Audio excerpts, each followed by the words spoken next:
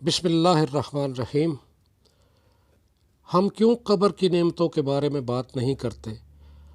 हम ये क्यों नहीं कहते कि वो सबसे बेहतरीन दिन होगा जब हम अपने रब से मिलेंगे?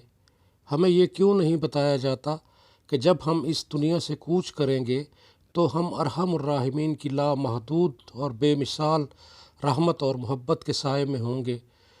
वो रहमान जो माँ से भी ज़्यादा मेहरबान है।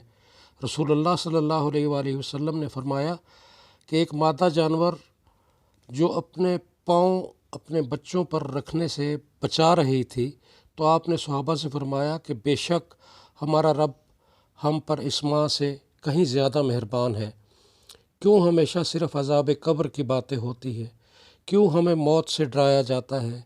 यहाँ तक कि हमें माज़अल्लाह पुख्ता यकीन हो गया कि हमारा रब हमें मरते ही ऐसा अज़ाब देगा जिसका तसव्वुर भी नहीं किया जा सकता। हम क्यों इस बात पर मुसिर हैं कि हमारा रब हमें सिर्फ़ अज़ाब ही देगा? हम ये क्यों नहीं सोचते कि हमारा रब हम पर रहम करेगा?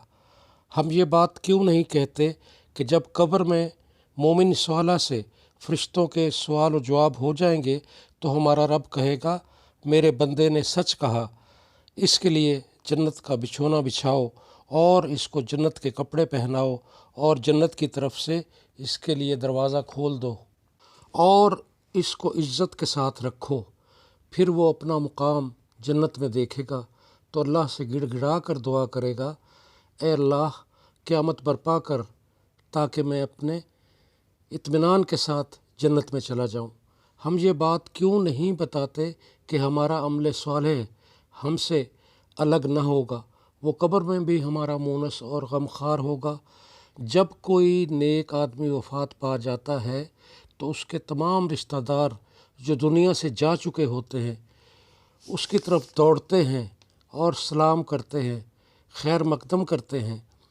इस मुलाकात के बारे में रसूलुल्लाह सल्लल्लाहु अलैहि वसल्लम ने फरमाया कि ये मुलाकात इससे कहीं ज़्यादा खुशी की होगी जब तुम दुनिया में अपने किसी अज़ीज़ से तवील जुदाई के बाद मिलते हो और वो इससे दुनिया के लोगों के बारे में पूछेंगे।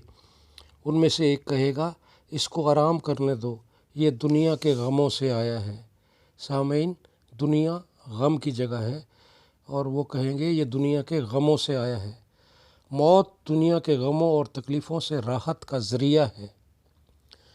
सालिहीन की मौत दर हकीकत उनके लिए राहत है, इसलिए हमें दुआ सिखाई गई।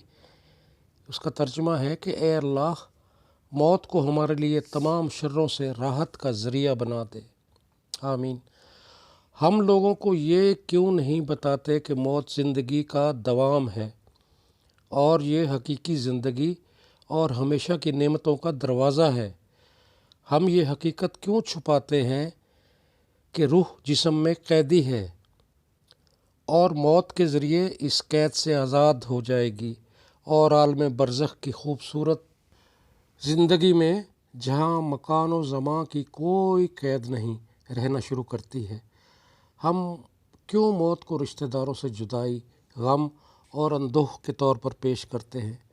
क्यों नहीं हम ये सोचते कि ये अपने आबाओ अजदाद जो हमसे पहले दुनिया से जा चुके हैं, दोस्तों, अहबाब और नेक लोगों से मुलाकात का ज़रिया है।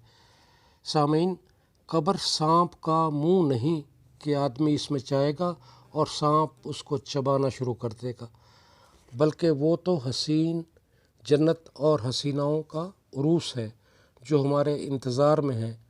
अल्लाह से नेक उम्मीद रखें, अपने अमल दुरुस्त रखें और अपने ऊपर खौफ तारी मत करें।